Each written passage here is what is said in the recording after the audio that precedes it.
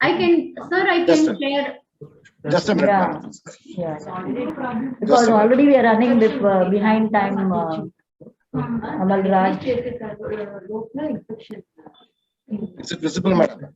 Yes, Yeah, sir. it is visible. You click inside the slide, then it will move. Yeah, click inside the slide. Is it visible, ma'am? Yes, yes, yes.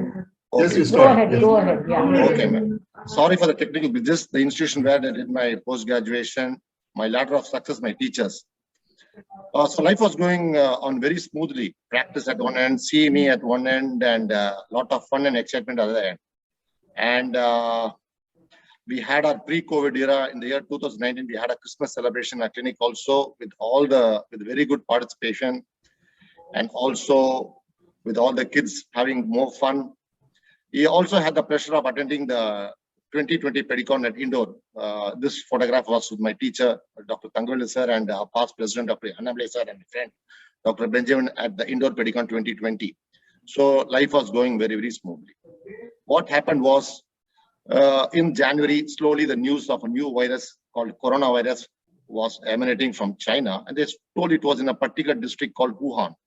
Slowly, the virus started spreading to other parts of the world, and India was not secure was not immune for that also. So we had started reporting a few cases. The first case of COVID-19 was reported in India also, and slowly the restrictions came into act. Traveling came under a lot of scrutiny, and our honorable Prime Minister had no other option but to announce a pan-India lockdown.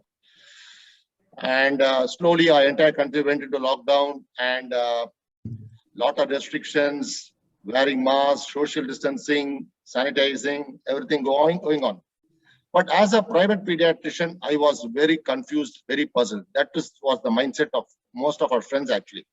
We did not know what to do, or whether to go for practice, whether some people, we had a thought, oh, Urmasam, we go and sit, the virus will go away, then we'll be back to normalcy in May. We did not know how long this virus is going to stay with us. So we were really confused. Slowly, we got guidelines from the WHO, UNICEF, or ICMR, and everyone started giving guidelines to advocate safe practice and all the COVID appropriate behavior. So these things are all known to many of us. Preparation for the clinic, communication with the parents, preparing the waiting area. We have talked a lot about it. Patients, when patients arrive to the clinic, what to do, how to segregate sick and well children, vaccination, which is how we are going to stratify. Patient safety, we are going to triage patients in the clinic itself, and also very important, train and prepare your staff also, because they are very, very important. They are at risk like what we are. Avangala safeguard pandradum is it's our duty. So things went on like this during the early part. So we came with a lot of pamphlets about the symptoms and signs, because we were not, we were sure that there are about a few symptoms about COVID, and we used to illustrate more about it in our practice. And slowly in the PPE kit, although now we are not using it in our private practice, office practice anymore. In the early phase, many of our friends, even me also, we used our PPE kit in our practice also. Very importantly, how to don, that is putting on the kit and doffing, removing the kit. Very important is that you have to doff very properly, because then you can get exposed to infection. So this is a very common question and difficulty which we faced actually regarding breastfeeding and COVID-19 actually. So what we had to illustrate to most of our mothers is that the breastfeeding tends to protect our infants and children from getting sicker for their health and normal growth and development. And breastfeeding is particularly effective against infectious diseases, because it also strengthens the immune apparatus of the child.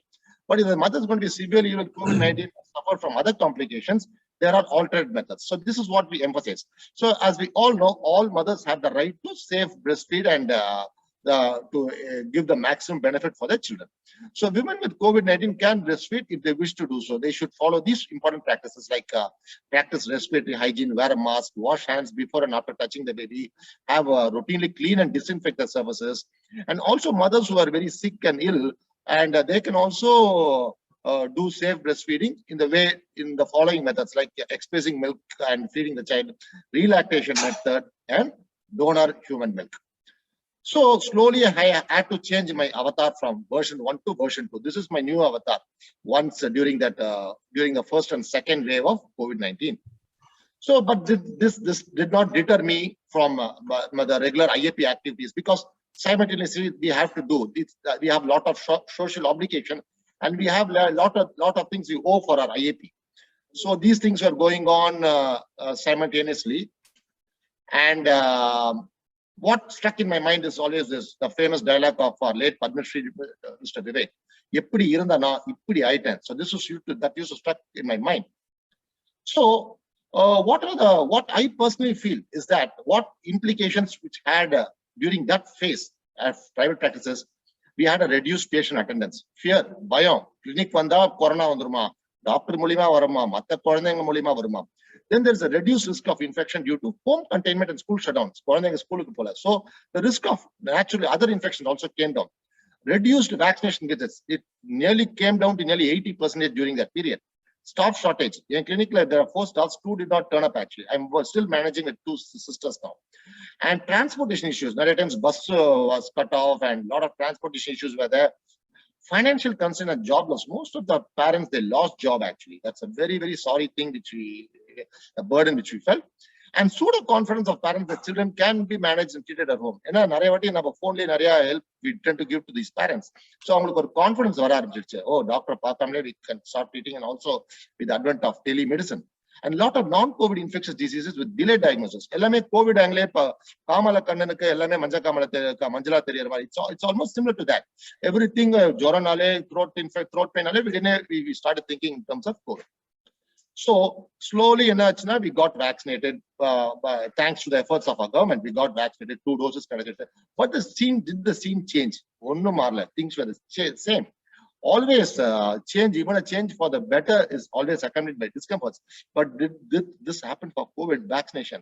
Definitely not. So as we all know, this line is a very famous quote. Things, our lives revolved around work, gym, malls, movies, society have all gone for a toss. As we're learning to live without them, it has taught us that in the world, in the end, it's your own family and home that keeps you safe. So the re-emergence of telemedicine in pediatric practice. Actually, Dr. Somasundaram is going to deal without in detail.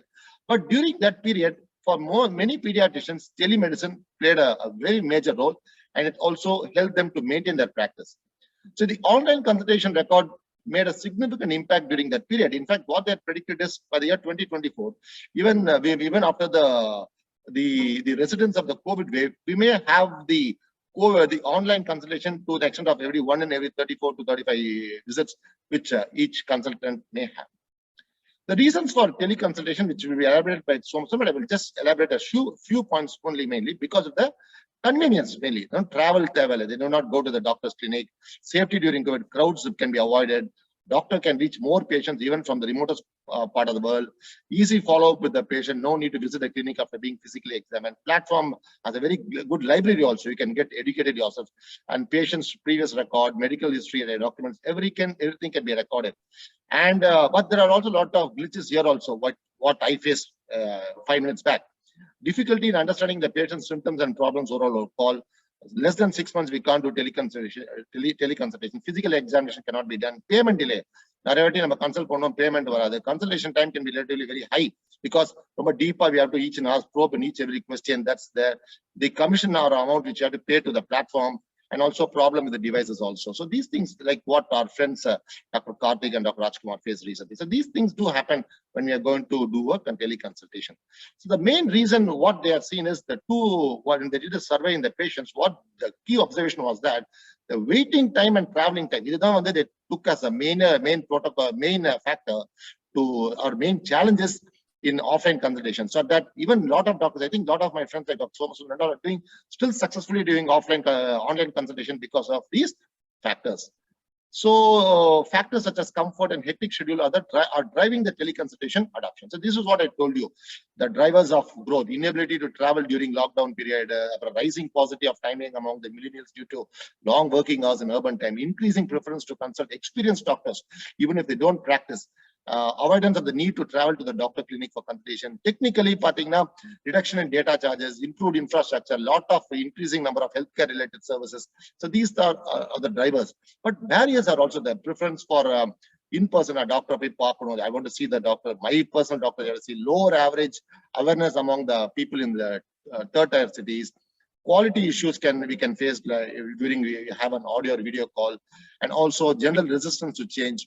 Sometimes in Nagon they may even cancel the appointment, like what happens in Ola or Uber travel booking. So what happened was a lot of things happened. The government was also acting very efficiently to taking a lot of measures, and even the Honorable Chief Minister also took pains to demonstrate a personal video. These things all made a huge difference in impacting the outcome of the COVID recovery status in our country. So slowly things are returning back to normal. We had our first ECD, Early Childhood Development meet in Chennai at Hotel Hilton. Our South Zone Vice President, Dr. Somashekhar sir, our AP Chennai City Branch President, our dear Venkatesh sir. We had a very good time in Chennai, and we hosted a very good program. And slowly things were returning back to normal. In fact, what the COVID has taught to us is not only practice is only a part of our life. We started when you can't accumulate health, if you can't accumulate wealth, start accumulating health. That is a concept which I adopted, and most of our friends also turn towards it. Slowly, this is one of the very famous pediatricians, Mylapur, Dr. Suresh, who this is a video slide to depict to bring out the child within himself. Now, he started playing with the toys in his clinic, and he was also a very good motivator. He used to push me and encourage a lot of friends in our group to promote, to go ahead with the practice in a very safe and effective way. And also we had a lot of health-oriented activities like going for cycling in the ECR. These things did not happen during the pre-COVID era. These things happened during this particular period. And also reading a lot of books. One particular book by Dr. Thirumalai Kondu sir was very fascinating. Our line of thinking started changing, and this made a lot of change in most of my friends and personally for me also. Motivators play a major role. I cannot forget this good friend of mine and a very good motivator. He is a very strong motivator for me, and that is what friendship can do. Always, that is what I'll advise my friends. Don't stay alone. Stay connected with your friends. Stay connected with the modern medicine. Stay connected with CMEs. You get updated. You get a lot of confidence. That I personally derived a lot from this gentleman. And what is the impact for the future? This 5R is very, very important. Resolve, resilience, return, reimagination, and reform. These 5Rs, I think these are all self-explanatory. So I don't want to explain each and everything. This is the secret mantra, actually. So what are the lessons? So practice and profession is not the only life, but only part of a life. Spend quality time with family. Maintain your physical health before it is too late. Physical fitness is the road to good physical health. Extract the child within yourself. Don't rely on professional income alone. Look for other avenues without stressing yourself. That's very, very important. Without stressing yourself. Stay connected with your friends, colleagues, seniors. Don't stay alone. So what are the future implications? Back to routine practice. I don't think most of us would have returned back to our routine practice, but there's a huge question mark when that is going to return. Telemedicine may be the order of the day in future also. Reschedule your practice hours. I've done it already, and spend more quality time with your family. Professional income should not be relied upon completely. Look for other sources like mutual funds. It's all your independent discretion. Diversify your income source. Adapt to the changing situations. More than hard work, smart work is very, very important. So the key point messages from my side will be: adaptation is the key to success in life. Holds good for office practice also. Life is a huge ocean. It is for us to search for our goals and successes. Practice and profession alone is not life. Spend quality time with your family. Stressing again and again, you may not get it back. Health is an indispensable asset of life. Ensure you maintain it. Diversify your income source and aim to achieve financial freedom at 55 to 60 years of age. Enjoy life, make it meaningful. There is no looking back. And dear friends, I would like to share a small video clipping before I end my talk. And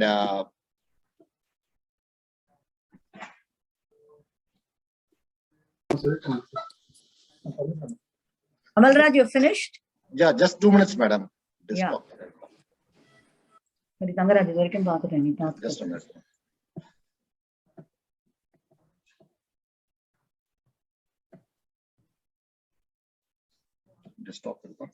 Just a minute, madam.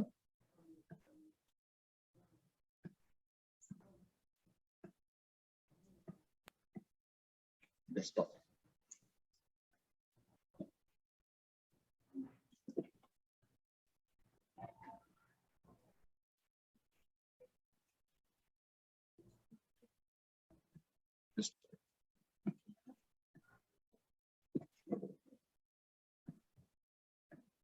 Just 1 minute, madam.